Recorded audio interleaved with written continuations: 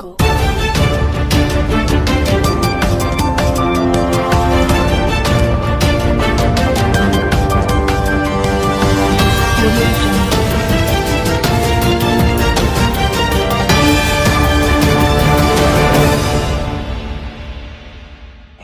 ఆంధ్రప్రదేశ్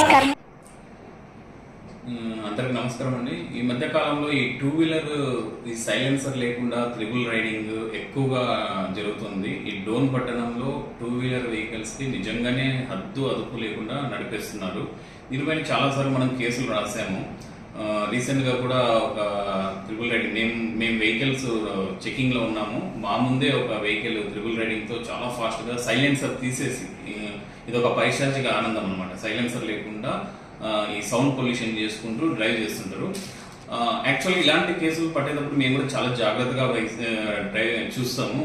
అది ఏమవుతుందంటే ఆ భయంతో వాళ్ళు ఓవర్గా స్పీడ్, అంటే మాకు దొరకకూడదు అనే దాంతో వెళ్ళి కింద పడడం ఇలాంటివి జరుగుతుంటాయి. అయినా కూడా ఆ రోజు నేను చూసి సరే వీళ్ళని ఎలాగైనా కంట్రోల్ చేయాలని చేసాము. చేసి ఒక 3 కిలోమీటర్స్ తర్వాత పట్టుకున్నాము. అత్యంత జాగ్రత్తగానే చేసాము. పట్టుకొని పెనాల్టీ వేయడం జరిగింది. సో ఇలాంటి కేసులు ఎన్నిసార్లు కేసులు రాస్తున్నాం, ఏం చేస్తున్నా కూడా ఇది మరీ రిపీట్ అవుతున్నాయి. నిజంగా చెప్పాలంటే ఒక ట్రాన్స్పోర్ట్ డిపార్ట్మెంట్ మాత్రమే దానికోసం కేసులు రాయాలంటే ఇట్స్ నాట్ పాసిబుల్.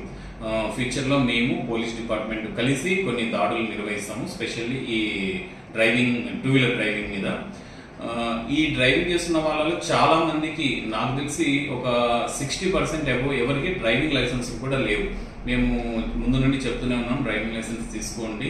ఒకవేళ మీరు ఏదైనా యాక్సిడెంట్స్ జరిగినా కూడా మీకు ఇన్సూరెన్స్ అనేది వస్తుంది. తర్వాత మీరు ఏదైనా ప్రమాదం చేసినప్పుడు ఆపోజిట్ వెహికల్ వాళ్ళకు కూడా ఇన్సూరెన్స్ మీరే ఇవ్వాల్సి వస్తుంది, మీ తప్పు ఉంటే. కాబట్టి అలాంటప్పుడు మీరు డ్రైవింగ్ లైసెన్స్ ఉంటేనే మీకు ఇన్సూరెన్స్ అనేది వర్తిస్తుంది.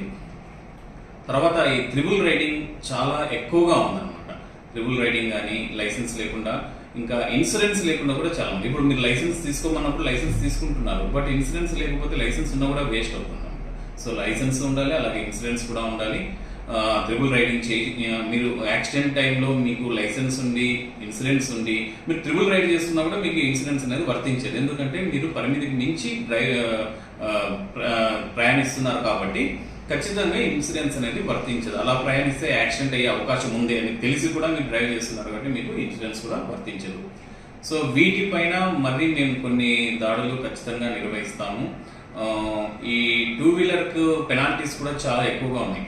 టూ వీలర్ కానీ హెవీ డ్రైవింగ్ అంటే లారీ కానీ బస్సు కానీ ఏదైనా సరే లైసెన్స్ లేకుండా నడిపితే 5,000 రూపాయలు పెనాల్టీ ఉంటుంది. అలాగే ఇన్సూరెన్స్ లేకపోతే 2,000 రూపాయలు.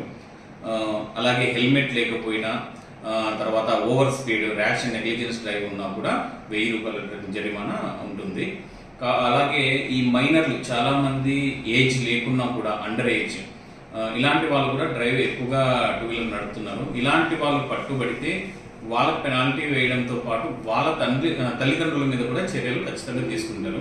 మీరు వినే ఉంటారు, రీసెంట్ గా హైదరాబాద్ లో ఇలాంటి తల్లిదండ్రుల మీద చర్య తీసుకున్నారు. వాళ్ళు జైలుకు కూడా వెళ్ళడం జరిగింది. సో ఇలాంటి సిచ్యువేషన్